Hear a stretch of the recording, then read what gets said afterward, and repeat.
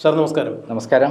VS. Achuthanandan Keralam ഭരിച്ചിരുന്ന കാലം മുതൽ വി.എസ്. കൃത്യമായ രീതിയിൽ സമൂഹത്തിൽ നടക്കുന്ന എല്ലാ ന്യായാന്യായങ്ങളെയും ചൂണ്ടിക്കാണിച്ചിട്ടുണ്ടായിരുന്നു. SNDP യോഗം ജനറൽ സെക്രട്ടറി ശ്രീ വെള്ളാപ്പള്ളി നടേശനുമായി ബന്ധപ്പെട്ട മൈക്രോ ഫിനാൻസ് കേസിലും വി.എസ്. കൃത്യമായ നിലപാടുകൾ കൈക്കൊണ്ടിട്ടുണ്ടായിരുന്നു. അതിൽ നിയമം നടപ്പാക്കണം. വെള്ളാപ്പള്ളി നടേശന് എതിരെ തന്നെയായിരുന്നു അന്ന് വി.എസിൻ്റെ നിലപാടുകൾ. കോൺഗ്രസിൻ്റെ മുതിർന്ന നേതാവായ VM സുധീരനും മൈക്രോ ഫിനാൻസ് കേസുമായി ബന്ധപ്പെട്ട് നടന്നിരിക്കുന്ന തട്ടിപ്പുകളിൽ കൃത്യമായി തന്നെ അന്വേഷണം ആവശ്യപ്പെട്ടുകൊണ്ട് ആദ്യമേ രംഗത്ത് വന്ന നേതാവ് തന്നെയാണ്. എന്നാൽ ഏതാണ്ട് ഒരു ദശാബ്ദക്കാലം കഴിഞ്ഞിട്ടും ഈ കേസുമായി ബന്ധപ്പെട്ട് യാതൊരു തരത്തിലുള്ള അന്വേഷണവും മുന്നോട്ട് പോയില്ല എന്ന് തന്നെയല്ല, ഈ കഴിഞ്ഞ ദിവസം ബഹുമാനപ്പെട്ട ഹൈക്കോടതി തന്നെ കർശനമായൊരു നിർദ്ദേശം കൊടുത്തു.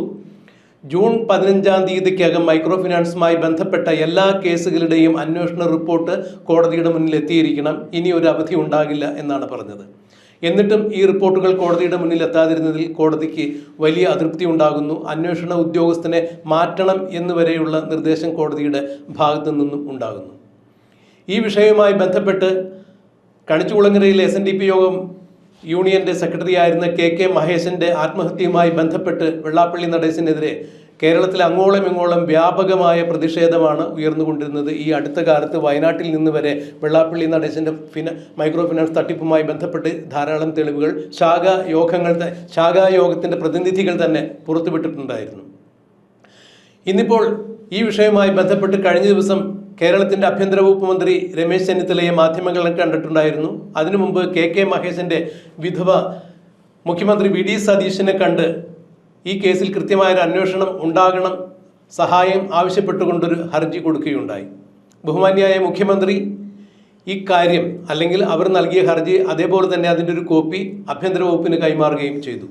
എന്നാൽ കഴിഞ്ഞ ദിവസം മാധ്യമങ്ങൾ രമേശ് ചെന്നിത്തലയെ കണ്ടപ്പോൾ ആഭ്യന്തര വകുപ്പ് മന്ത്രിയോട് ചില ചോദ്യങ്ങൾ ചോദിച്ചു. വെള്ളാപ്പള്ളി നടേശനുമായി ബന്ധപ്പെട്ട മൈക്രോ ഫിനാൻസ് കേസുമായി എന്താണ് ഇപ്പോൾ ഈ അന്വേഷണ ഉദ്യോഗസ്ഥന്മാരുടെ നിലപാട്? കോടതി വരെ ബന്ധപ്പെട്ട സാഹചര്യത്തിൽ, കോടതി വരെ അന്വേഷണത്തെ നിശിതമായി വിമർശിച്ച സാഹചര്യത്തിൽ പുതിയ ആഭ്യന്തര വകുപ്പ് മന്ത്രിയായി താങ്കൾ ചുമതലയേറ്റപ്പോൾ ശ്രീ വെള്ളാപ്പള്ളി നടേശനെതിരെയുള്ള മൈക്രോ ഫിനാൻസ് കേസിൽ എന്ത് തരത്തിലുള്ള നടപടികളാണ് കൈക്കൊള്ളാൻ സാധ്യത? നടപടികൾ കൈക്കൊള്ളുമോ എന്നുള്ള ചോദ്യത്തിന് രമേശ് ചെന്നിത്തല മൗനം ദീക്ഷിക്കുന്ന കാഴ്ചയാണ് കണ്ടത്. മാധ്യമപ്രവർത്തകർ വീണ്ടും ആ ചോദ്യം എടുത്ത് ചോദിച്ചപ്പോൾ അദ്ദേഹം ഒരു മറുപടിയും നൽകുന്നതായി കണ്ടില്ല. ഇവിടെ ഞാൻ മറ്റൊരു കാര്യം കൂടി അനുസ്മരിക്കുന്നു. തെരഞ്ഞെടുപ്പിന് തൊട്ടു മുമ്പ് കേരളത്തിലെ പ്രമുഖരും അപ്രമുഖരുമായ രാഷ്ട്രീയ നേതാക്കളെ കണ്ട് അവരുടെ അഭിപ്രായങ്ങളും തെരഞ്ഞെടുപ്പിനെ കുറിച്ചുള്ള അവലോകനങ്ങളും നടക്കുമ്പോൾ ക്രൈമിൻ്റെ ചീഫ് എഡിറ്ററായ നന്ദകുമാർ സാർ തന്നെ രമേശ് ചെന്നിത്തലയെ കണ്ടിട്ടുണ്ടായിരുന്നു. പല നേതാക്കന്മാരെയും കാണുന്ന കൂട്ടത്തിൽ രമേശ് ചെന്നിത്തലയും കാണുകയുണ്ടായി. അപ്പോഴും സാർ വെള്ളാപ്പള്ളി നടേശൻ VD സതീശനെതിരെ നടത്തിയ പരാമർശങ്ങളെക്കുറിച്ച് എന്താണ് അങ്ങയുടെ അഭിപ്രായം എന്ന് രമേശ് ചെന്നിത്തലയോട് നന്ദകുമാർ സാർ ചോദിച്ചപ്പോഴും ആ ചോദ്യത്തിൽ നിന്നും രമേശ് ചെന്നിത്തല വളരെ വിദഗ്ധമായി ഒഴിഞ്ഞു മാറുന്ന കാഴ്ചയാണ് കണ്ടത്. എന്തുകൊണ്ടാണ് രമേശ് ചെന്നിത്തല പോലുള്ള ഒരു മുതിർന്ന നേതാവ്, കേരളത്തിൻ്റെ ആഭ്യന്തര വകുപ്പ് മന്ത്രി, ഇതുപോലുള്ള സാമുദായിക ആചാര്യന്മാർക്ക് എതിരെ ഉയർന്നു വന്നിരിക്കുന്ന കേസുകളിൽ ബഹുമാനപ്പെട്ട ഹൈക്കോടതി വരെ ഒരു തീരുമാനം ഉണ്ടാവണം എന്ന് ചൂണ്ടിക്കാണിക്കുമ്പോഴും മൗനം ദീക്ഷിക്കുന്നത് എന്തുകൊണ്ടാണ്? അദ്ദേഹം ആരെയാണ് ഭയപ്പെടുന്നത്? കേരളത്തിൻ്റെ ആഭ്യന്തര വകുപ്പ് മന്ത്രി ഏതെങ്കിലും സാമുദായിക ആചാര്യന്മാർക്ക് അദ്ദേഹത്തിൻ്റെ കഴുത്ത് പണയം വച്ചിരിക്കുകയാണോ? എന്താണ് ഈ കാര്യത്തിൽ മുതിർന്ന ഒരു മാധ്യമ പ്രവർത്തകൻ എന്ന രീതിയിൽ, ഒരു രാഷ്ട്രീയ നിരീക്ഷകൻ എന്ന രീതിയിൽ നന്ദകുമാർ സാറിന് പറയാനുള്ളത്? കേരളത്തിലെ ഭരണം UDF കിട്ടിയതോടെ കൃത്യമായിട്ട് നിയമം നടപ്പിലാക്കാനുള്ള സൗകര്യം വന്നിരിക്കുകയാണ്. കഴിഞ്ഞ 10 വർഷമായി കേരളത്തിൽ നടന്നുകൊണ്ടിരിക്കുന്നത് നിരപരാധികളായ ആളുകളെ കള്ളക്കേസിൽ കൊടുക്കുകയും യഥാർത്ഥ പ്രതികളെ രക്ഷിക്കുകയും ചെയ്യുക എന്നുള്ള കാര്യമാണ് നടന്നിട്ടുള്ളത്. പിണറായി വിജയൻ എന്ന് പറയുന്ന അധോലോക മാഫിയ കിങ്ങിൻ്റെ നേതൃത്വത്തിൽ ഉള്ള ഈ ഭരണത്തിൽ അതിലപ്പുറത്തേക്ക് നമ്മൾ പ്രതീക്ഷിക്കേണ്ട ആവശ്യമില്ല. എന്നെ അടക്കം കള്ളക്കേസിൽ കുടുക്കുകയും അറസ്റ്റ് ചെയ്യുകയും ജയിലടയ്ക്കുകയും ചെയ്തിട്ടുണ്ട്. അതെല്ലാം കള്ളക്കേസാണെന്ന് കൃത്യമായി ഹൈക്കോടതി പറഞ്ഞിട്ടുണ്ട്. അങ്ങനെയുള്ള സന്ദർഭത്തിൽ വെള്ളാപ്പള്ളിയെ എങ്ങനെ പിണറായി വിജയൻ സംരക്ഷിച്ചു എന്ന് പ്രത്യേകം പറയേണ്ട ആവശ്യമില്ലല്ലോ. അദ്ദേഹത്തിനെതിരെ 127 മൈക്രോ ഫിനാൻസ് തട്ടിപ്പ് കേസുകളുണ്ട്. അദ്ദേഹത്തിൻ്റെ മകനും അദ്ദേഹം ഉൾപ്പെട്ട KK മഹേഷിൻ്റെ ആത്മഹത്യാക്കുറിപ്പുണ്ട്. ആത്മഹത്യാക്കുറിപ്പ് എന്ന് പറഞ്ഞാൽ എൻ്റെ കൈവശമുള്ളതാണ്. അതിൽ വളരെ വ്യക്തമായി വെള്ളാപ്പള്ളി നടേശനും അതേപോലെ തുഷാർ വെള്ളാപ്പള്ളിയുമാണ് എൻ്റെ മരണത്തിന് ഉത്തരവാദി, ആത്മഹത്യക്ക് ഉത്തരവാദി എന്ന് കാര്യകാരണസഹിതം 31 പേജിലധികം എഴുതി വെച്ചിട്ടുണ്ട്. ആ രേഖ പുറത്തു വന്നിട്ടും ഇന്നേ വരെ യാതൊരു നടപടിയും ഉണ്ടാവാത്തത് പിണറായി വിജയനും വെള്ളാപ്പള്ളിയും തമ്മിലുള്ള അവിഹിത ബന്ധം കൊണ്ട് മാത്രമാണ്. ഈ മൈക്രോ ഫിനാൻസ് വഴി ഉണ്ടാക്കിയിട്ടുള്ള കോടാനുകോടി രൂപ, ഏകദേശം 15,000 കോടി രൂപയുടെ തട്ടിപ്പാണ് ഈ പാവപ്പെട്ട ഇടവരെ പറ്റിച്ച് അവർക്ക് കുറഞ്ഞ പലിശയിൽ കിട്ടിയ പണം വട്ടിപ്പലിശയിൽ കൊടുത്ത് വെള്ളാപ്പള്ളി നടേശൻ ഈടാക്കിയത് എന്നുള്ളതാണ് സത്യം. അതിനെ തുടർന്ന് 5000 പേരുടെ വസ്തുവകകൾ ഇപ്പോൾ ജപ്തിക്ക് കാരണമായിരിക്കുന്നു എന്നുള്ള വാർത്തകളും പുറത്തു വന്നിരിക്കുകയാണ്. ഈ സന്ദർഭത്തിലാണ് പലരും പരാതി കൊടുക്കുകയും ഇപ്പോൾ കൽപ്പറ്റയിൽ ഒരു കേസിൽ കുറ്റപത്രം സമർപ്പിക്കുകയും വിജിലൻസ് അതിന് അനുമതി കൊടുക്കുകയും ചെയ്തിരിക്കുന്നത്. ഈ വിധത്തിൽ കാര്യങ്ങൾ നീങ്ങുമ്പോൾ സ്വാഭാവികമായിട്ടും നമ്മൾ ചിന്തിക്കുക, വെള്ളാപ്പള്ളി നടേശൻ ഉടനെ അറസ്റ്റിലാകും, ആ നടപടിക്ക് വിധേയമാകും, ഈ ഭരണകാലത്ത് നീതി നടപ്പിലാകും എന്നുള്ളതാണ്. അദ്ദേഹത്തിൻ്റെ മകനും ഒരു കാരണവശാലും ജയിലിൽ നിന്ന് ഇറങ്ങാൻ പറ്റാത്ത വിധത്തിലുള്ള ഗുരുതരമായ തട്ടിപ്പ് കേസുകൾ മാത്രമല്ല കൊലപാതക കേസ് കൂടിയാണ് മഹേഷിൻ്റെ കാര്യത്തിൽ വന്നിരിക്കുന്നത്. അതായത് ആത്മഹത്യാക്കുറിപ്പ് എന്ന് പറയുന്നത് കൊലപാതകത്തിന് തുല്യമാണ്. മരണത്തിന് ഉത്തരവാദി വെള്ളാപ്പള്ളി നടേശനാണ് അവിഹിത കൃത്യമായിട്ട് എഴുതി വെച്ചിട്ടുണ്ട്. ആ രേഖ പ്രകാരം തന്നെ വെള്ളാപ്പള്ളി നടേശൻ അകത്താവേണ്ടതാണ്. എന്നാൽ രമേശ് ചെന്നിത്തലയ്ക്ക് അത്തരം സമുദായ ആചാര്യന്മാർ എന്ന് പറയുന്ന കാട്ടുകള്ളന്മാരെ എന്തോ തരത്തിൽ പേടിയാണ് എന്ന് എനിക്ക് തന്നെ തോന്നിയിട്ടുണ്ട്. വി ഡി സതീശനെതിരെ വെള്ളാപ്പള്ളി നടേശൻ പറഞ്ഞ വൃത്തികെട്ട സംസാരത്തിനെതിരെ എന്തുകൊണ്ടാണ് താങ്കൾ പ്രതികരിക്കാത്തത് എന്നുള്ള എൻ്റെ ചോദ്യത്തിന് രമേശ് ചെന്നിത്തല ഒഴിഞ്ഞു മാറുകയാണ് ചെയ്തത്. സാധാരണ ലെവലിൽ ഒരു നേതാവിനെ കുറിച്ച് ഇത്തരത്തിലുള്ള കള്ളന്മാരായ സമുദായ ആചാര്യന്മാരെന്ന് നടിച്ച് തട്ടിപ്പ് നടത്തുന്ന കൊള്ള സംഘക്കാരെ കൃത്യമായി കൂടെ നിൽക്കുന്ന ആളുകൾ ആഞ്ഞടിക്കേണ്ടതാണെങ്കിലും രമേശ് ചെന്നിത്തല അന്ന് മൗനം ഇതാവുകയും പിന്നീട് എൻ്റെ ഇൻ്റർവ്യൂ എൻ്റെ തൽക്കാലം നിർത്തിയ സമയമായി എന്ന് പറഞ്ഞിട്ട് അവസാനിപ്പിക്കുകയും ചെയ്തു എന്നതിൽ തന്നെ നമുക്ക് മനസ്സിലാക്കാം രമേശ് ചെന്നിത്തല എന്തിനാണ് വെള്ളാപ്പള്ളിയെ പേടിക്കുന്നതെന്ന്. ഭരണത്തിലിരിക്കുന്ന ആഭ്യന്തരമന്ത്രിയായി രമേശ് ചെന്നിത്തലയെ സംബന്ധിച്ചിടത്തോളം ഏറ്റവും വലിയ കേസാണ് വെള്ളാപ്പള്ളിയുടെ കേസ്.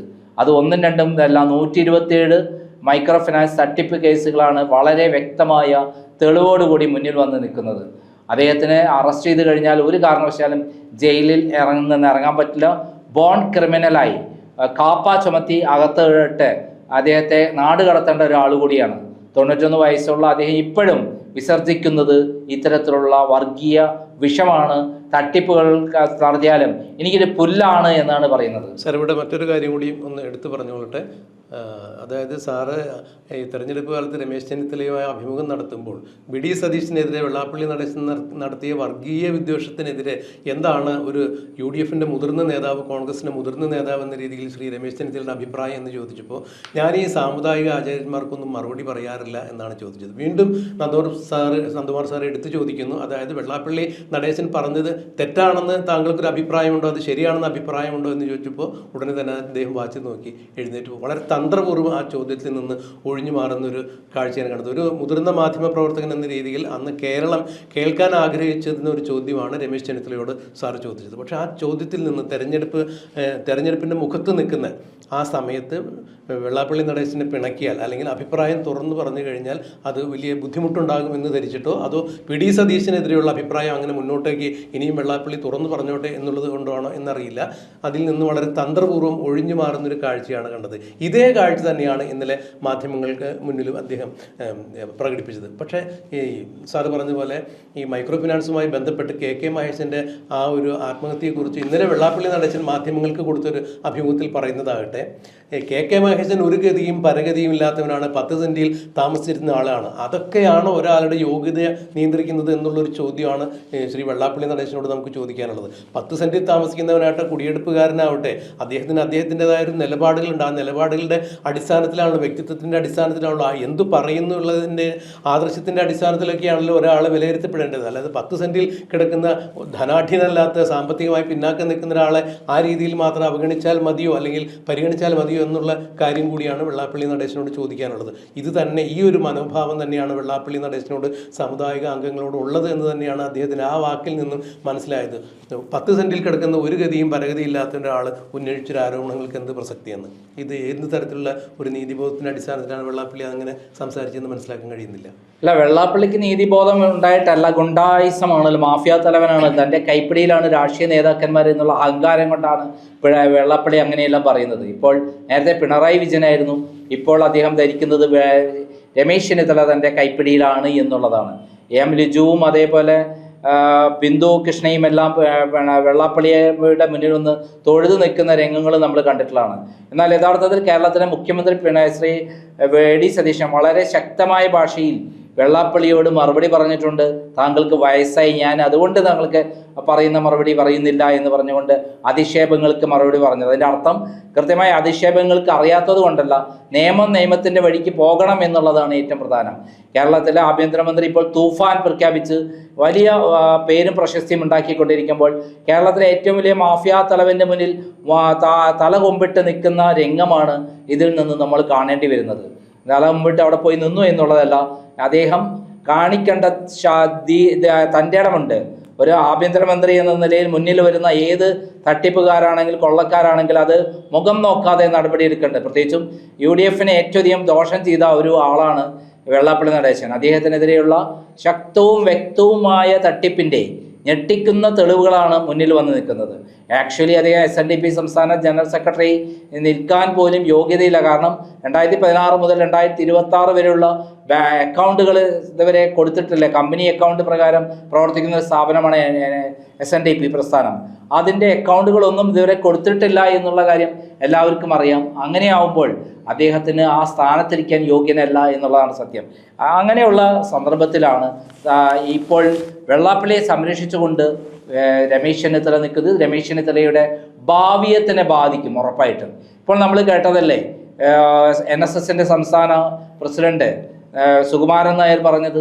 അദ്ദേഹം പറഞ്ഞത് എന്താ, വി.ഡി. സതീശൻ എനിക്ക് കാണാനുള്ള അനുമതി തന്നില്ല, അദ്ദേഹം ഇവിടെ സന്ദർശിച്ചിട്ടില്ല.